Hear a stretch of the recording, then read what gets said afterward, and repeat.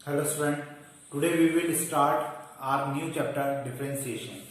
Differentiation से आप लोग बहुत अच्छे से फेमिलियर हैं। लास्ट 11th क्लास में आपने डिफरेंशिएशन पढ़ रखा है और जो बेसिक होता है डिफरेंशिएशन का वो आप लोग अच्छे से जानते हैं। मुझे आज आपको उसी के कुछ एक्सटेंडेड जो क्वेश्चंस होते हैं या मैं यूं कहूं कि उसका एक्सटेंडेड फॉर्म जो होता है डिफरेंशिएशन का हमें आज वहां से स्टार्ट करना है। तो अपन स्टार्ट करते हैं और होपफुली आपको इजीली समझ में भी आएगा, क्योंकि मैंने लास्ट लेक्चर में आपसे कहा भी था कि आप थोड़ा सा डिफरेंशिएशन पढ़ के रखिएगा और जो उसके रूल्स रेगुलेशन है, जो फॉर्मूले हैं उनको एक बार पढ़ के रखिएगा। जो प्रोडक्ट रूल है, डिवाइड रूल है, उनको एक बार रिवाइज करके रखिएगा, ताकि क्या होगा कि मैं आज जो आपको क्वेश्चंस करवाऊंगा वो आपको इजीली समझ में आएंगे। तो अपन स्टार्ट करते हैं। देखिए मेरे पास क्वेश्चन है 2x plus 1 to the power 3। अब इसको सॉल्व करने के मेरे पास दो तरीके हैं। या तो मैं इसकी पावर को ओपन कर लूं, पावर ओपन करने के बाद इसको इंडिविजुअली क्या कर दिया जाए, इसका डिफरेंशिएशन कर दिया जाए, एक तरीका तो ये हो गया। या मैं इसको डायरेक्टली करूं। अभी फिलहाल हमें पावर 3 है, तो मैं अगर ये सोचूं कि मैं इसको डिफरेंशिएट कर लूं, ओपन कर लूं और ओपन करने के बाद इसको डिफरेंशिएट कर लूं तो चल जाएगा। लेकिन जब इसकी पावर 5 होगी तो क्या करेंगे? तो ऑब्वियस है कि हमें इसको डायरेक्टली डिफरेंशिएट करना आना चाहिए। अब उसके लिए क्या करेंगे, देखिए हम इसको y की इक्विवेलेंट ले लेते हैं 2x plus 1 to the power 3। फिर मुझे इसको डिफरेंशिएट करना है, तो ये जो टर्म आपको दिख रही है इसको हम लोग क्या मानेंगे, x क्यूब का कितना होता है, यहां तो आ जाएगा डिवाइड बाई dx। ये पूरा मेरे लिए x हो गया। x क्यूब का कितना होता है, 3x स्क्वायर होता है, तो 2x plus 1 to the power 2। ये मेरा x हो गया, मैंने इसको x माना है ना, तो इसको x माना तो x क्यूब का आंसर कितना आता है, डिफरेंशिएशन कितना होता है, 3x स्क्वायर होता है। अब मुझे वापस से डिवाइड dx करना होगा, किसका, जिसको मैंने x माना था, मींस 2x प्लस 1 का। So it is 2x plus 1 to the power 2। अब 2x प्लस 1 को जब डिफरेंशिएट करेंगे देन वी गेट ओनली 2, क्योंकि 1 का तो 0 हो जाएगा, x का 1 हो जाएगा, तो यहाँ पे केवल बचेगा 2। 2 into 3 that is 6, 2x plus 1 to the power 2। तो ये क्वेश्चन काफी इजी था, मतलब इसी प्रकार के हमें और भी क्वेश्चंस मिलेंगे, मैं आपको और भी करके बताता हूँ। देखिए अब इसी क्वेश्चन को हम लोग रिप्लेस कर देते हैं और यहाँ पे हम लोग क्वेश्चन ले लेते हैं a plus B X to the power 1/2। यहाँ पे मैं आपको एक और बात क्लियर कर दूं कि जितने भी क्वेश्चन ऐसे होते हैं जिनकी पावर होती है, अब वो पावर कैसी भी हो सकती है, फ्रैक्शन में हो सकती है, माइनस भी हो सकती है, प्लस भी हो सकती है, कोई रियल नंबर हो सकता है, सिंगल इंटीजर हो सकता है। तो हमेशा जो भी पावर है उसके नीचे की टर्म को क्या मानिए, x मानिए। तो x की पावर 1/2 को अगर हम लोग इसको डिफरेंशिएट करेंगे तो कितना हो जाएगा, ये डिवाइड बाई dx। मैंने इसको x माना है, मैं वापस से बता दूं, ये मेरे लिए क्या हो जाएगा, x हो जाएगा, x टू द पावर 1/2, तो 1/2 आगे आ जाएगा a plus B X to the power 1/2 minus 1।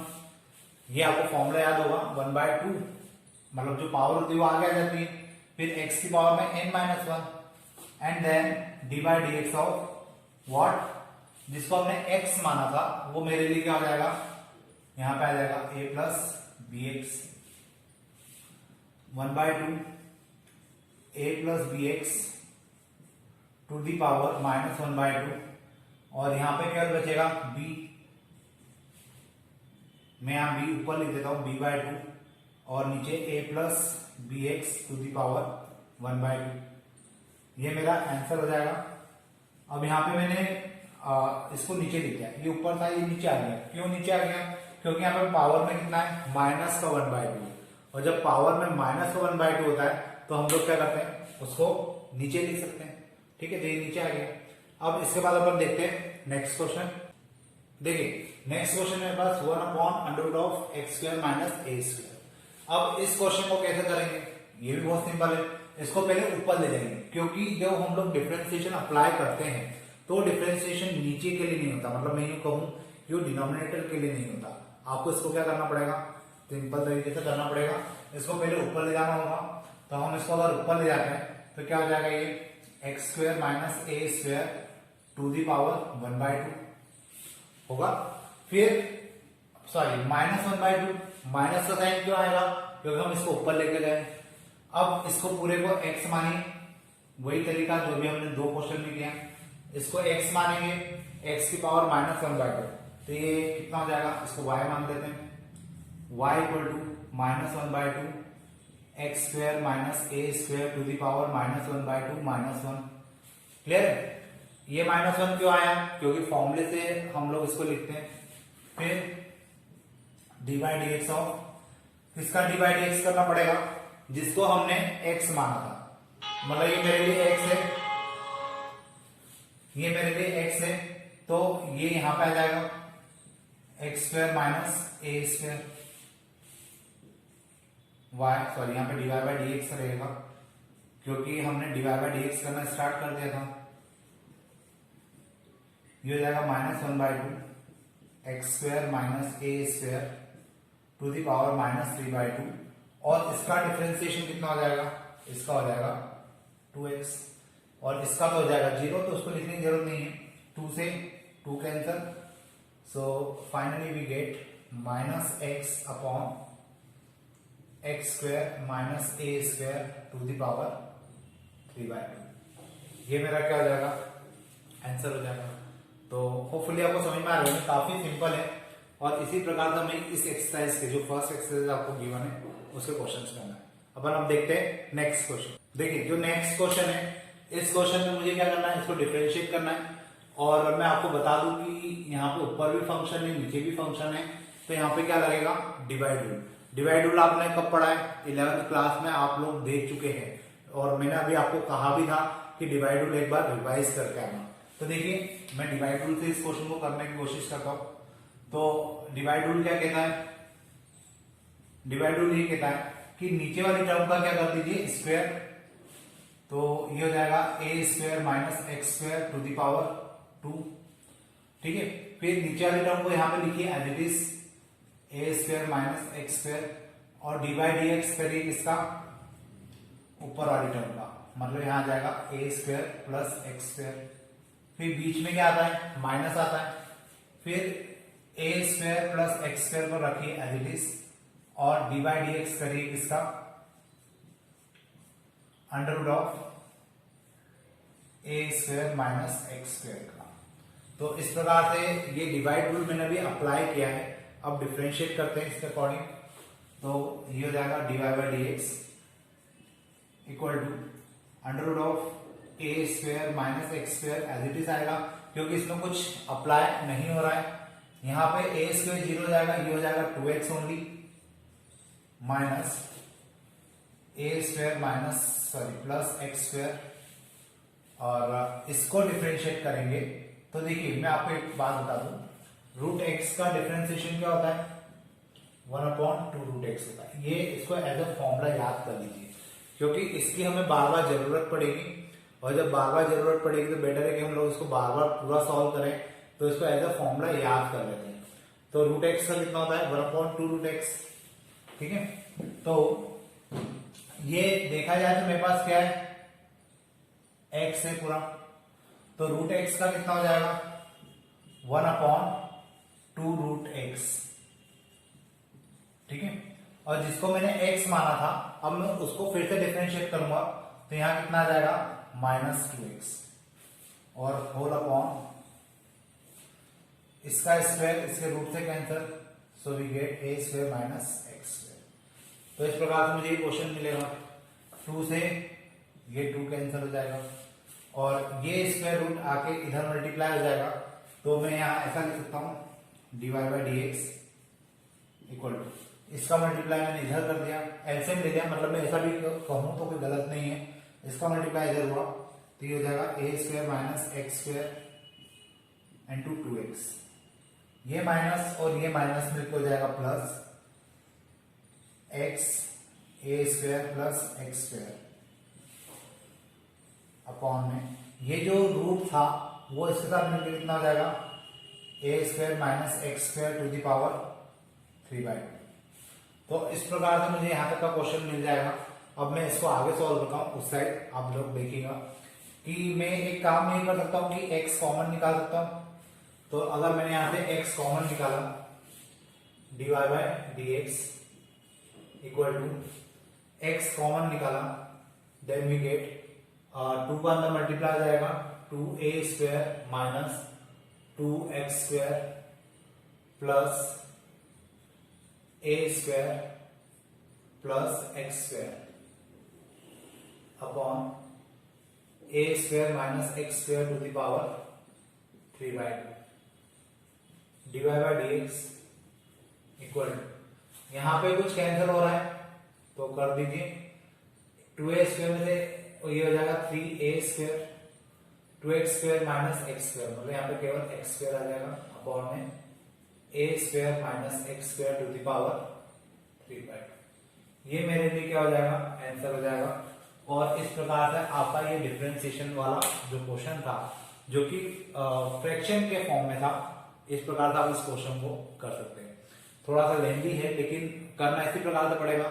Divide rule भी लगा, डिफरेंशिएशन भी हुआ, फंक्शन ऑफ फंक्शन भी लगा। एक्चुअल में ये जो हम लोग कर रहे हैं, जैसे ये वाला क्वेश्चन, ये वाला पार्ट था, इसको कहा जाता है फंक्शन ऑफ फंक्शन, क्योंकि यहाँ पे फंक्शन के ऊपर फंक्शन होता है, तो उसी को सॉल्व करने के जो मेथड होती है उसको क्या कहा जाता है, फंक्शन ऑफ फंक्शन। तो अपन फंक्शन ऑफ फंक्शन भी लगा रहे हैं, डिवाइड रूल भी लगा रहे हैं, तो ये आपको इस प्रकार से क्वेश्चन करना है।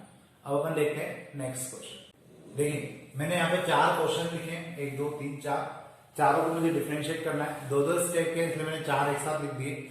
और अपन इसको करते हैं, बहुत इजी है।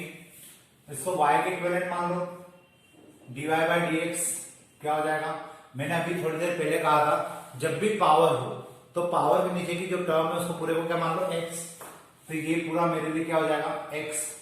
x स्क्वायर का डिफरेंशिएशन क्या होता है, 2x होता है, तो यहां आ जाएगा 2 sin x। और अब sin x का, जिसको मैंने डिफरेंशिएट, जिसको मैंने x माना, अब मुझे उसको डिफरेंशिएट करना है, तो sin x का क्या हो जाएगा, cos x।